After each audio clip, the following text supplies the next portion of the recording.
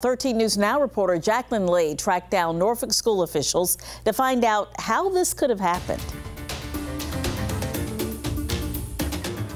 Norfolk Public Schools officials acknowledge they compromised the information of more than 100 students and staff by posting their medical needs online. Tonight, they're apologizing and trying to fix the error. Parents call the data leak disturbing. I'm a privacy guy, right? So what we do, should be kept to us and our families. But it's still private.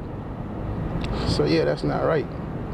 Because that's the violation of their privacy, which in turn could be a violation of my privacy.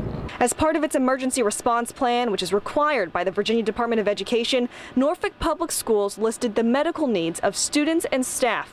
Officials say the information is critical and necessary for first responders. So, in case of an emergency, officials know who to help and where they're located. These plans are necessary because, unfortunately, bad things happen, as we've seen over the years.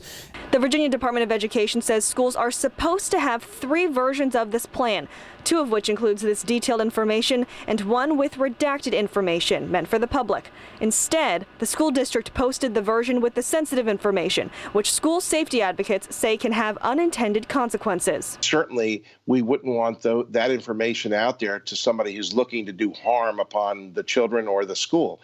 So anytime you post things that should be protected, you increase the risk. And now it's a question of whether or not the school district violated student and family privacy, also known as FERPA. As current law stands, FERPA requires parents to give written consent before medical records are shared to a third party.